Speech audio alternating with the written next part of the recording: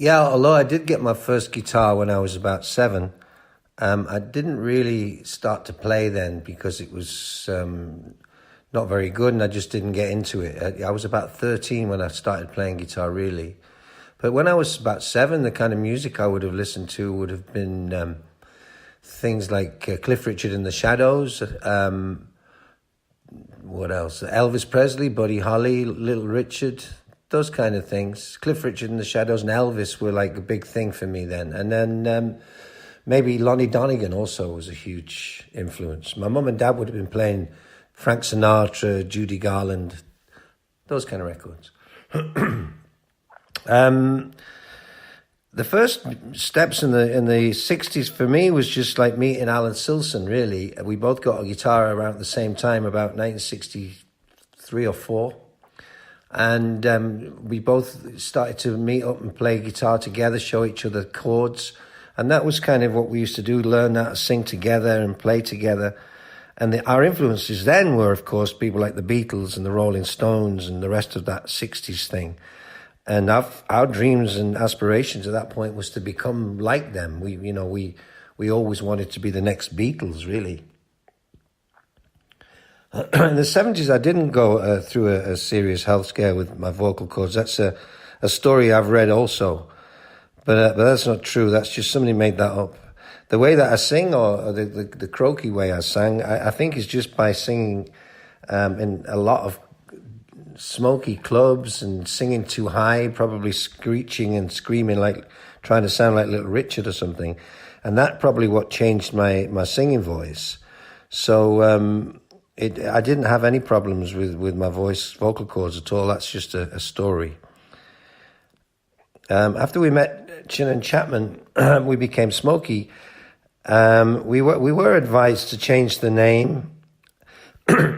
Not the image. We weren't really asked to change the image into a more leathery way. We were dressed at that time in kind of T-shirts and denim shirts and jeans and that kind of stuff. And that was cool. That's what they wanted, really. It was ourselves. As we went further along, we started to wear more kind of fancy clothes, like velvet trousers and satin shirts and that kind of stuff. But they didn't ask us to change from jeans and that. That wasn't, that didn't happen.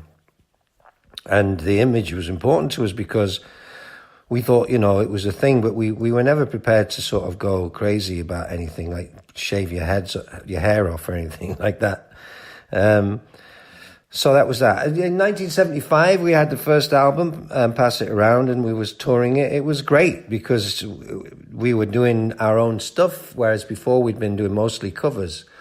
But it was difficult also because at the beginning, nobody knew the songs from the album. So you'd play a show and people didn't know the tracks. So if you play a show anytime, even now, and you just play, this is my new album, and you just keep playing songs that nobody knows, the audience gets very bored very quickly. So although it was great to have that album and tour, we needed it to be successful and have some hits off it before it was easy to play it on stage. When we started to have hits over the next few years, and we had a lot of hits, it affected us personally as a band because we were suddenly considered to be famous and rock stars, and so we got all the press and the media attention that we'd never had before, and we loved it. At the beginning we thought it was great. Obviously it was a lot of pressure with being a famous band compared to not, but overall it was great, and we traveled all over the world and we had a great time. So personally I loved it, and as a band I think we all loved it. We were like a bunch of brothers going out and having fun. My solo career, I would change some things, I guess. I think when I had Stumbling In with Suzi Quatro, which was the first thing I did outside of Smokie, we were offered to go to America a lot at the time, but I was very busy with Smokie at the same time, so I declined those offers. And now I think that's a regret. I should have gone to America and made more of that situation. So I would change that. Really, I think my finest moment, which I'd choose, I think just being lucky enough to meet with the other guys in Smokie and then having our first hit was a very fine moment. So that would have been probably the finest moment of all. I now approach music and rock and roll kind of the same way as I always did.